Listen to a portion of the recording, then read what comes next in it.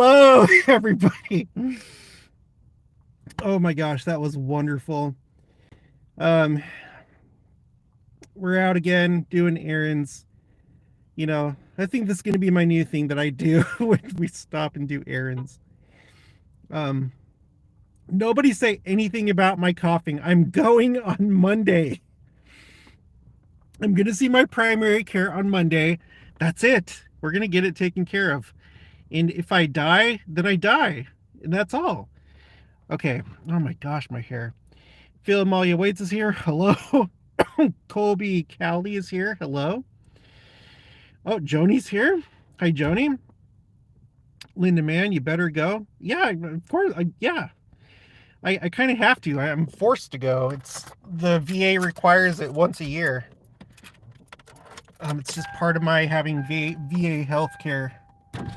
Have to go, which also means I have to get poked with a needle every year because they do labs. You have a blood draw. The Tractor Legacy, hi. Robin Rush, no dying, please. I'll try not to. I'll do what I can. Trisha Christensen, where'd he go? Here we go. Janina Tonini Root, hi. Dayston, hi. Jordan, my name is Jared. That's okay though. I know my pronunciation isn't always the best. Justin says, love errands. Please get your cough fixed. My goodness. I know. Oh well. Judy Carroll, I hope you get answers. Take oil of oregano cured my mom's cough. Well, I really am thinking my best guess is that it's like asthma, like the one respiratory therapist was suggesting in one of my videos, that it sounds like it could be like asthma caused by allergies or something. So that's my best guess. David Nightingale, hello. Checking in. American Fork, Utah. Good thing I know what AF stands for. Linda Mann, I go quarterly for thyroid and diabetes. Oh, I'm sorry to hear that. I'm trying to avoid diabetes myself. It runs in my family on my dad's side. Jared Spellcheck. Bob Werner, I found the live stream just north of Spokane in the Great White North. Well, awesome, good. Ann Cox, I made it. My first live chat. Oh, it is? Cool. I can't guarantee much, but I'll do what I can. Justin, I'm kidding. Smile, smile, smile. KKG, good evening from Sandy, Utah. Kathleen James, if you had COVID, the cough will last for a while. It'll leave eventually. Well, the only thing about it, though, Kathleen, is I've had this cough before I got COVID. It's been like months. So I don't think that this is, I don't think that it's COVID. See, Will Miller, I have a speculative yet scripturally supported thing I want your opinion on sometime, Jared. Well, just do it here if you don't mind. If you send me an email, I can't guarantee that I'll get to it because I get so many emails. But Eric Young, hello, Jared. Eric and Kennedy Young from the great land of Lagoon. So you're talking about Farmington, Utah, is that right? Which I am really wanting to go to Lagoon again. I get a lot of nostalgia from that place. The greatest causes here. Hello, that's Tyler Cregan.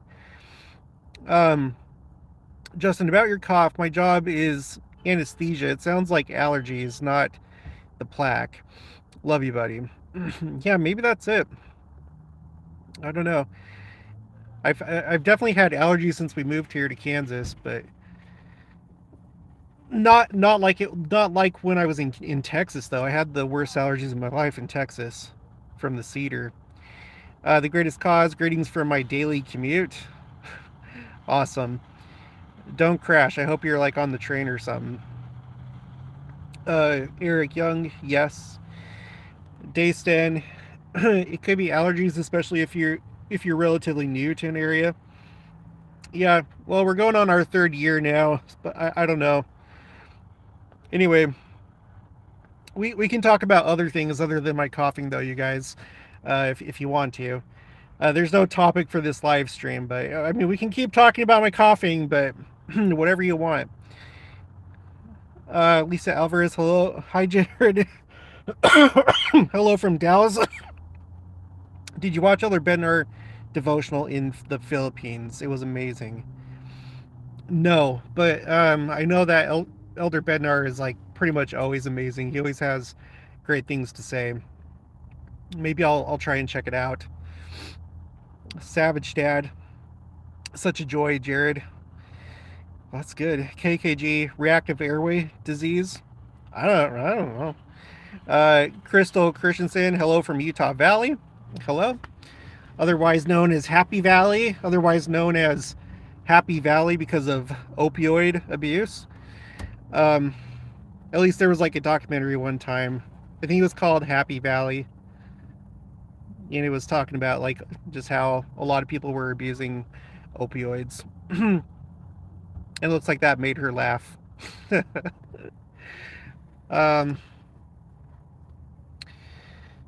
I really have nothing to say. I've said everything I want to say about Hello Saints. So hopefully if you haven't seen the other 2 live streams and the video I put out today, you can check that out. I don't want anyone to have like the takeaway that I hate Pastor Jeff or I'm against him. Like, I may be against what he's doing based on what I think is happening, but I just want everyone to know I'm not like openly hostile toward him. But anyway, okay, here's C. Will Miller's thing that he was talking about. Isaiah said that the Lord, our Maker, is our husband. John the Baptist was the friend of the bridegroom, and the church is the bride of Christ. And they're a very Trinitarian sounding explainable in the, and then I guess he's gonna write some more. Alan Child videos, hello from Salt Lake. My son lives in the Kansas City area. Oh, that's cool.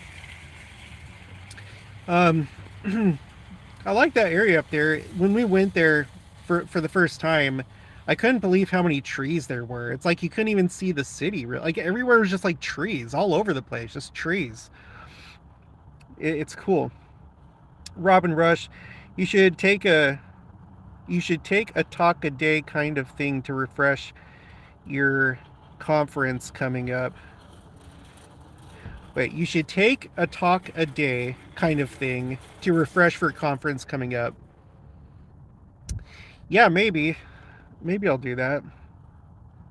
Again, I'm really excited for this next conference. I just feel like it's going to be big, you know. Hopefully you guys saw my video about Palm Sunday. I think that it could be significant. We're not going to have another Palm Sunday during a conference weekend for I think it was like for another 8 years or something like that. Phil and Malia Waits, I'm excited about the comment you did in your video today. I sure hope the Savior is coming this year or next. We all are. I really wonder if like we would see it in this kind of way. If it's even a possibility that like when we see a comet, it's actually the sign of the Son of Man. I'm not sure if that's how it'll happen, but that's why I want to keep track of each comet. Benny Horn is here. Hello. Okay, C. Will Miller's continuing. So when the Book of Mormon says that Jesus is the Son and became the Father, could it be a connection to baptism being like a marriage and the Holy Ghost is the firstborn of his union with us? And then he's going to write some more. Crystal Christensen, reviewing last conference over the next few weeks before this coming conference would be really awesome. Oh, I don't know. Well, yeah, so maybe I should do that. Maybe I should. And Cox, let's all pray all at once for Jared's cough to be healed and see what happens. Whatever. Thank you. Okay. Yeah, everyone do that if you want to. Thank you, Anne. Creative Gene, Do you think the appearance to the Gentiles was when Christ appeared in the Kirtland Temple, and the next one will be in Jerusalem? That's the one we should be looking for. No, because the reason why is because the different sources that I've looked at, it seems like they're pretty clear that they go in order. First, it's Adam on Ayaman, then it's New Jerusalem, then it's to the Jews, and then it's to then it's to the world. The family. What verse does it say Jesus? I know what he's talking about, though. That part of the Book of Mormon where it sounds kind of Trinitarian. Teresa Lane. Hello. I agree with you about the. Why is it so bad right now? Hello. I agree with you about the Hello Saints guy. Yeah. Again, I can't say anything for sure about him. None of us know for sure. Only he does who he really is. And I just hope that this whole thing turns out good and that it doesn't draw anyone away from the church. That's it. Bob Werner. Palm oil is very interesting stuff in soap. Making I may email you about this kind of thing as I think the Savior is equal to palm. All right, cool. That's cool. Feel free. I think I'm going to do a video about something that I saw in Israel 365 about King Charles. He's getting ready for his coronation.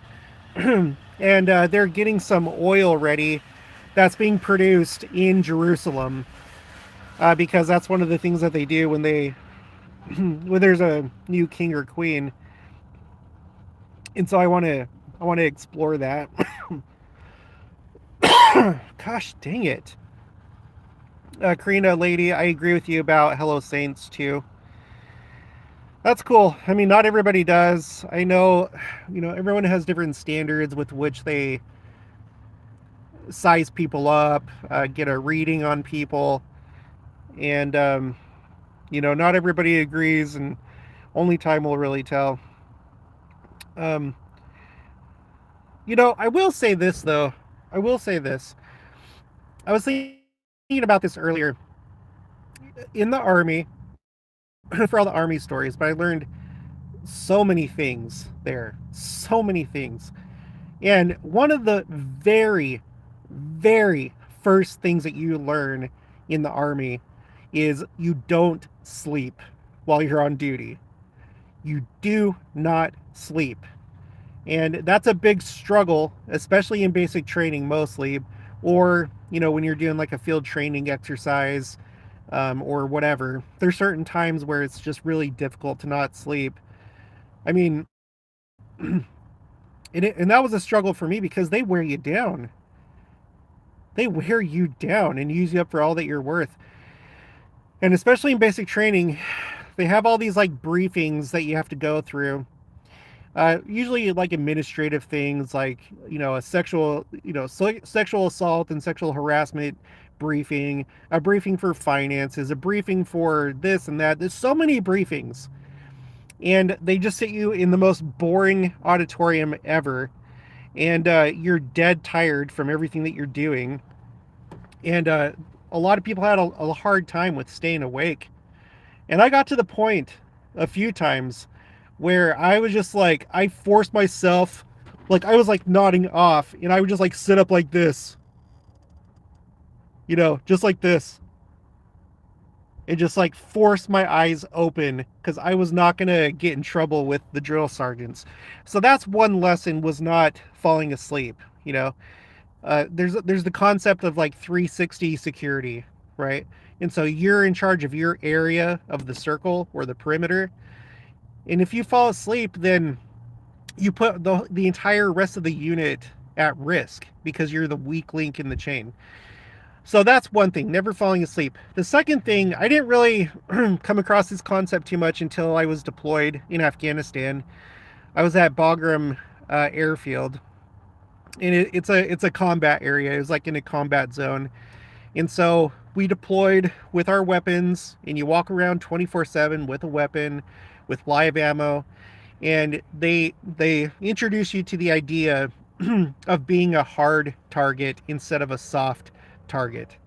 A soft target is one where, you know, if the enemy is looking to pick someone that's weak or someone that's vulnerable, they're going to pick a soft target. So during the deployment, to be a hard target, the two main things that you're supposed to do is just always have awareness of your surroundings. Okay, even though you're on base and you're surrounded by friendlies, there are a lot of like insider attacks. And oh, Jenica just got back. And so you have to always be alert for one thing, and that kind of goes along with the idea of not falling asleep, but always being alert, being aware of your surroundings. And then secondly, to always have your hand on your weapon, specifically like on the pistol grip. You know, exercising firearm safety, not putting your finger on the trigger, but always basically being in like a half ready position, ready to defend yourself, right? And so it's like a very, very simple lesson, but it carries over into life, you know? So a lot of people kind of like just instinctively, uh, either by training or just because of their life experience, they just accept people for how they present themselves. And I don't think that's wise. I think the better approach is to watch people over time. And sometimes it takes a long time, but to never be a soft target, because that's what predators look for. And I'm not calling Pastor Jeff a predator, but he could be. And he's looking for people that don't have much of a guard up, that are soft targets. You know what I mean? And I feel like that's a good strategy for life. You shouldn't take it to an extreme where you treat everybody as hostile, but you need to protect yourself, have a strong foundation, know the scriptures, know the doctrine, and also know what red flags look like, right? Know when to walk away from certain situations. Be a hard target. Don't be a soft target. So anyway, that's enough of that. The Tractor Legacy, Elder Anderson in New Zealand said he spoke to the prophet, asked if Salt Lake dedication on temple is on target 2024. President Nelson looked at him and said, if I were to bet on horses, don't count on it. Yeah, that seems to be the consensus, is like 2025. Sherry Johnson, hi from South Carolina. I have missed live chats and gotten behind, having a hard time focusing. My daughter, 48, passed away on February 28th. My my 71st birthday on March 3rd. Sadness, but glad she is not suffering. Well, prayers to you and to your family. I'm sorry that happened. What's today? Today's the 9th. And happy belated birthday. But prayers to you, Sherry Johnson. It's always hard to lose a loved one. It's obviously not fun, but yes, anyone that passes away is in a better place than this place where we're at right now. And I have the feeling that very soon she's going to be resurrected. You're going to be with her. I think that we're a lot luckier than other people that have to wait a long time to see their loved ones. Well, I guess they just maybe join them in the spirit world and they're there for like hundreds and maybe thousands of years. But anyway, I don't think it's going to be long. So I'm sorry to hear that. Betty Horn, all I know is the Holy Ghost steered me away from Hello Saints. The Haystack caught the live. Welcome. Melissa Wilson, so sorry. Sherry, prayers. Melissa, Betty Horn, I feel the same.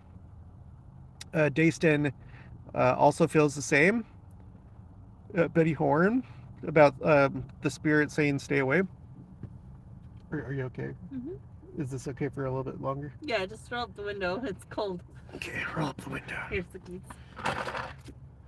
Okay. We're at Costco right now in Wichita. Got to put up the window. It's a little bit too cold for the wifey. Amanda Lee, realize that the Saturday session of conference will be on April Fool's. Smiley face, but seriously, so excited for a conference and hearing the new temples announced. Yeah, I'm really interested to see the number of temples if it's going to be greater than 18 like it was last time, and where they'll be. And just, I was really surprised April 2022 General Conference when they announced that one in Barcelona. Not just because, even if I hadn't served my mission there, like anytime you have a European country that gets more than just one temple, it's like, that's big. I feel like that's big. The family life, verse 3, it sounds like he has full authority of his father, not literally the father, proxy. He still submits to the father in mission and will. Yeah. Um, Teresa Lane says Betty Horn, same. Ellen Child's video. The Book of Mormon says that God cursed the Lamanites with the skin of blackness. Does this mean that black skin is a curse, or is this metaphorical or an idiom for unrighteousness? It's been a long time since I've looked at that. Um, I can't say off the top of my head. I don't know. But there's plenty of other channels that copy that not copy that cover that stuff, so I would recommend that. Sherry Johnson, I agree with you. I agree what you explained about Hello Saints. I have barely caught few episodes, but felt his criticism of the Book of Mormon made me leery, so quit listening after a few minutes. The family life, God the Father, Son, and Holy Ghost are one in the way husband and wife are one in person in marriage under God, or how he is called as a people to be one. Yeah, see, and it's interesting because when you're talking about oneness like that, really what you're talking about is a state of being Zion, right? And I've never really connected that with, the Godhead, because ultimately that's what the real lesson is that they are Zion. They are one in mind, one in heart, one in purpose, and we should be the same way. It's all about oneness in like purpose, not like we're all individual, obviously. And there's diversity, but when it comes to this work that the Father is engaged in creation, and then eventually, hopefully, we make it to that point, we all have to be one and have the exact same principles and operate off of perfect righteousness, because having that much power is really, really serious. You have to be perfect in order to have that much power. CM Zybarth, divine investiture of authority. The family life, most believe the curse is about countenance, not literal skin. CM Zybarth, metaphorical. Rebecca Spears, be very careful if you use oil of oregano. It's a very hot oil. All right, noted. The greatest cause, always be low ready. Yeah, what he's talking about is low ready is like where, if you, like, for example, it just made me think of a story. So like if you have a rifle, instead of like having it up like this, that would be like high ready. Low ready is just like having it down, but like having both hands on the rifle. It, but it was funny because there was like a sorry if I can get it out. There was a warrant officer, it was like shortly after we got to Afghanistan, and he's all like, Specialist Davies, do you think that, like, how they said to be low ready, do you think I'm supposed to, like, because the officers only had pistols, they didn't have rifles, and so low ready would be like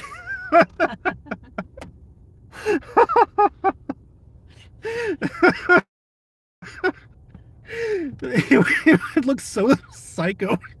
It would look like Call of Duty or something like that, because on the base he basically walked everywhere. There was a shuttle, but like virtually everything was along this one street that they called Disney, which was weird, but that was the name of the street.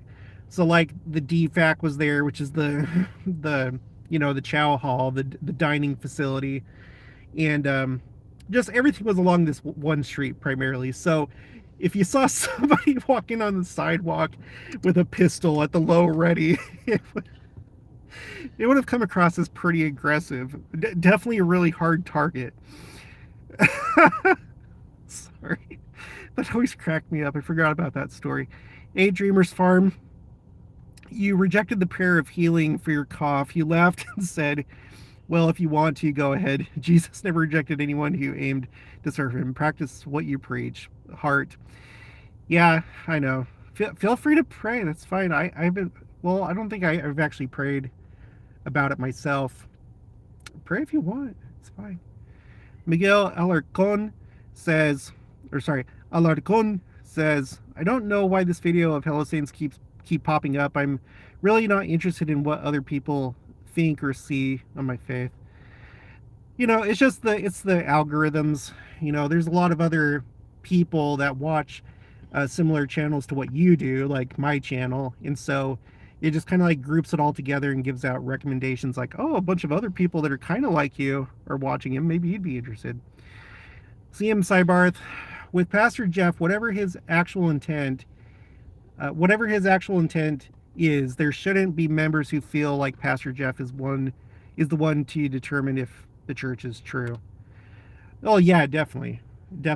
I think one of my biggest concerns when it comes to this channel, Hello Saints, is like there's people that tend to think socially. They tend to think in the sense of like I said before, they want to be accepted. You know, that's how they live their life in a way that they don't rock the boat. They don't want to get into confrontations or whatever.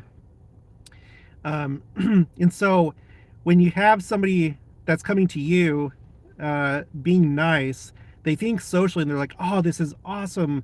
You know, we're fitting in now, or like he's like giving us an olive branch. And I would just be careful with that.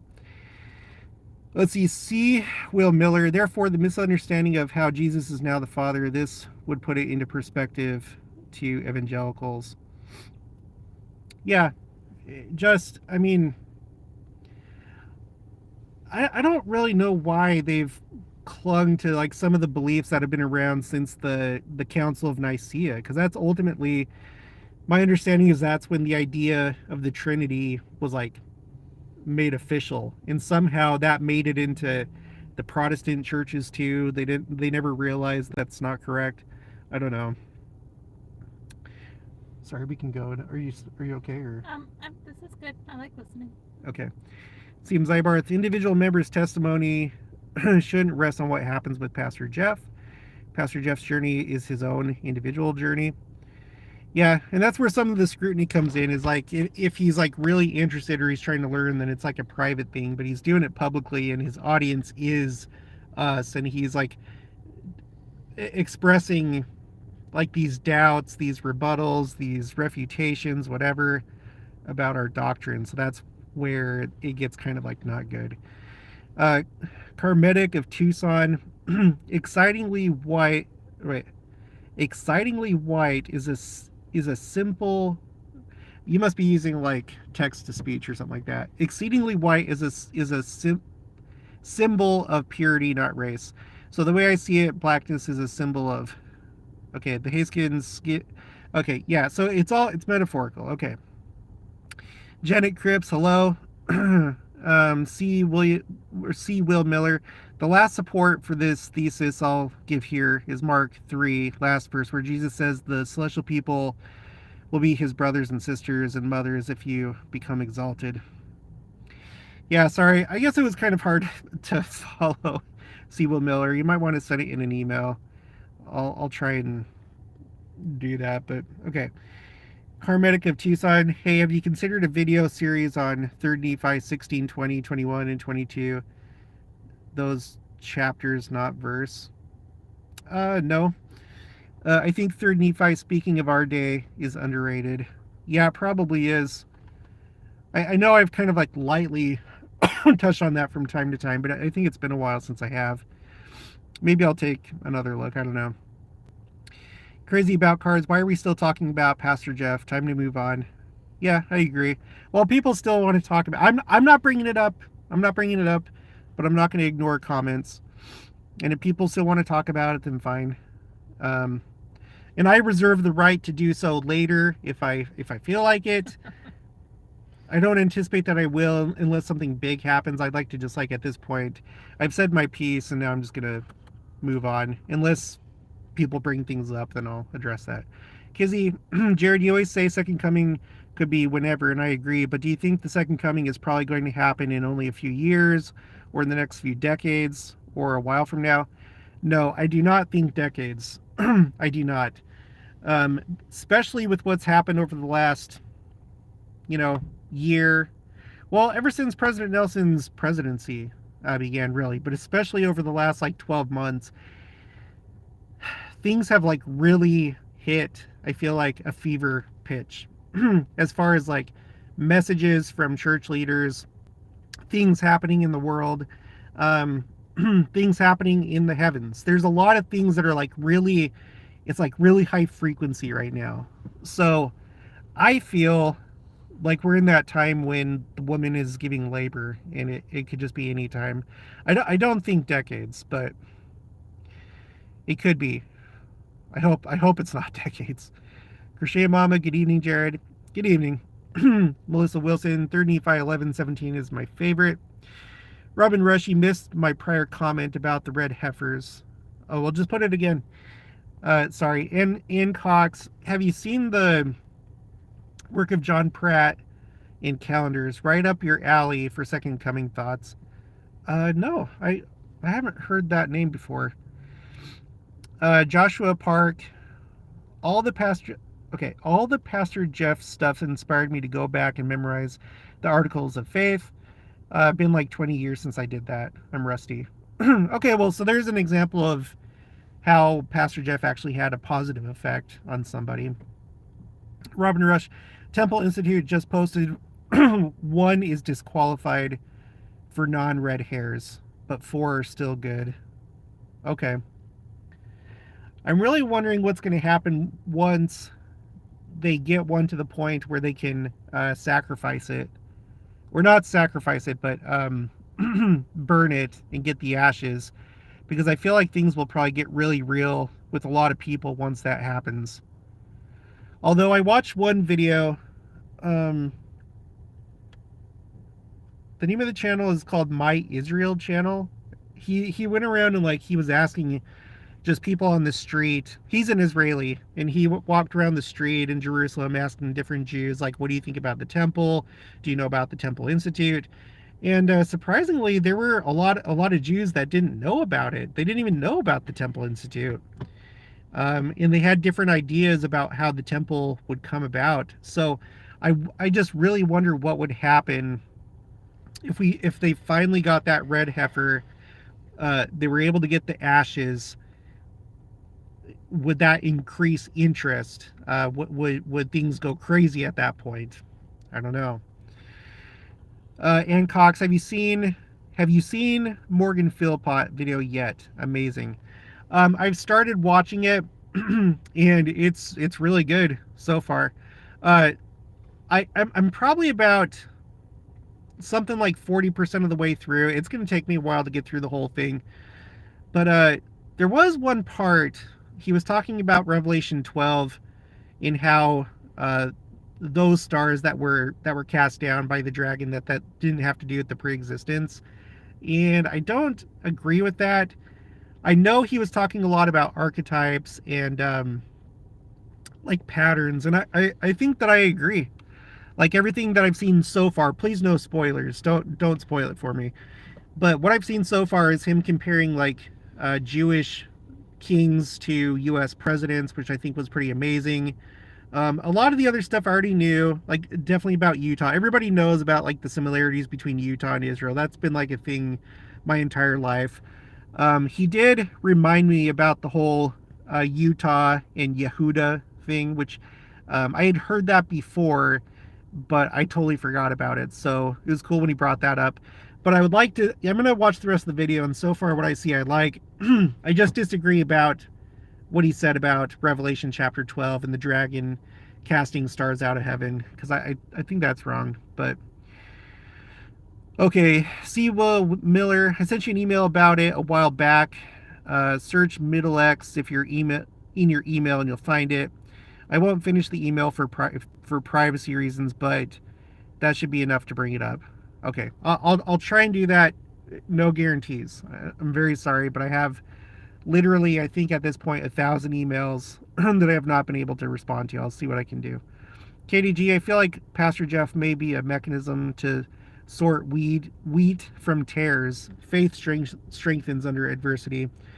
Yeah, and that could be one of the other, um, well, I guess I would say good things. Like, we don't want people to fall away from the church, but there, there, there does have to be a separation. So those that are like not hanging on very well to the church, yeah, he could act as that kind of mechanism, and so maybe that's one reason why this is happening. I don't know. Um, let's see. Glenda Wheeler, hi from Salt Lake City. Bad vibes when I watched his channel, for sure. I kind of feel that too, just but based on my own experience and things. Creative Gene, I sent you Morgan Philpott's video. I'm bringing him up to Cardston, Canada, June, first weekend, if anyone wants to come. I would love to have you come do a presentation at the same time if you're interested. I will not be able to do that. I don't have the money for that. I'm still trying to like get the money to like go visit my mom in Utah and my in-laws in Vegas. I would love to, but I can't do that.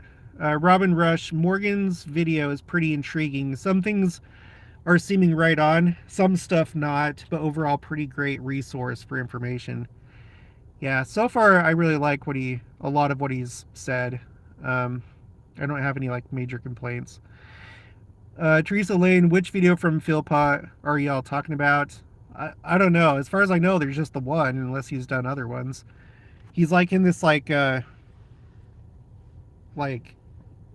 dining area or like cafeteria looking place with the TV, and he's talking about comparing Jewish kings to U.S. presidents.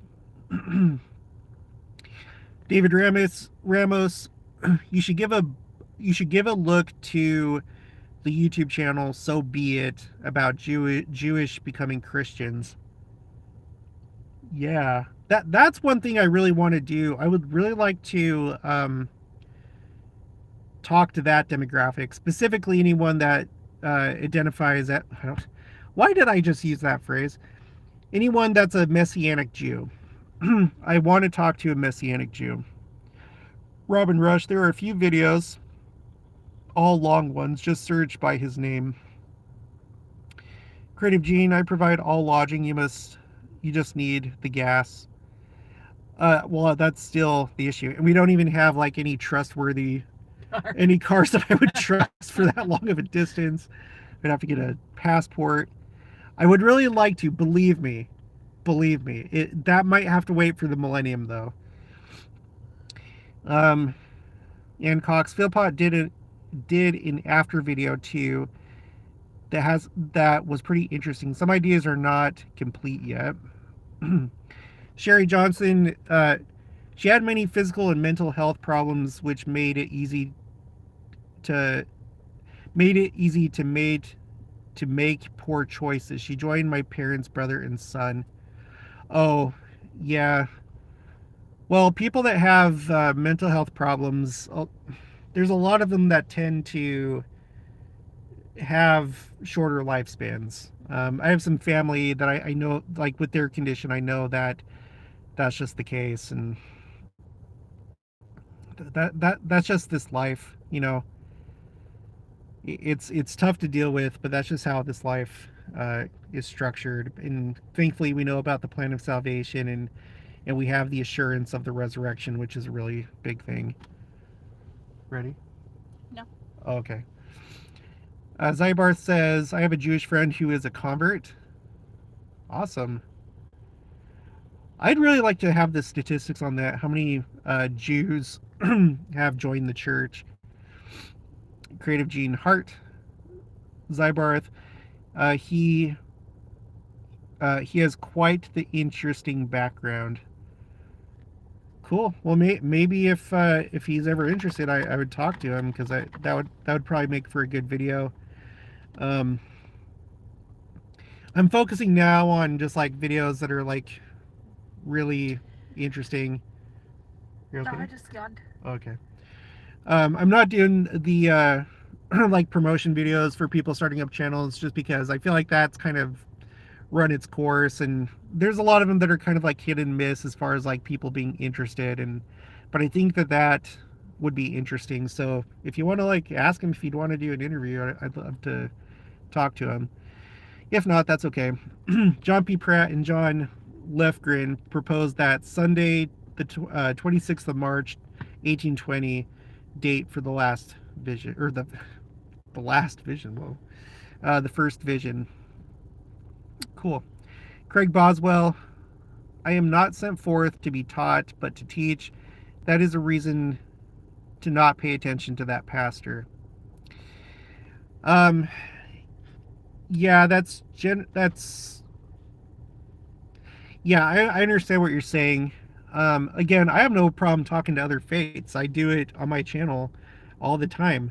But what I don't do is I don't gear my channel toward Jewish people or people from the community of Christ and say, well, I like what it says in the Talmud, but, that doesn't really make sense. Or I like what it says in the Mishnah, but that's actually incorrect if you think about it. I'm just not going to do that. I feel I'm not trying to like lift myself up, but I feel like what I'm doing is the right way to connect with other religions. Is that really how he does it? Yeah, he like reads the Book of Mormon. He'll like say like a positive thing, like he liked this, and then after that he'll give like a criticism or something that he thinks is not right or whatever. So, um, and in this way, everyone that I've talked to, I think that they can come away with the sense that I am genuinely interested in them, and it's because it's true. And I'm not like outright trying to uh, convert them, but I'm hoping that I'll plant a good seed, but not seeds of doubt. That's I think that's the thing. It's okay if you're planting good seeds, but not seeds of doubt. Not getting somebody to distrust their own religion. You know, missionaries go out, they look for people that are interested and want to have conversations. Great. But they don't sow seeds of doubt. They have conversations. Um, anyway, I hope I'm making sense what I'm saying. I'm not going to go on that anymore. Let's see, Robin Rush, have you referenced excuse me. Have you referenced have you okay, I'm just going to read how it says it. Have you done much research on Jonathan Kahn? His Harbinger research is awesome too. Oh no, but I haven't, but I heard about it from Jill Osborne. She told me about that. Believe me, there's so many things I'd like to read and stuff and watch, but I only have so many hours during the day. But it's I know about it. CM Zybarth, I asked him to fill out your tribe poll. Cool. Teresa Lane, I also know a Jewish man who converted to the church when he met his future wife.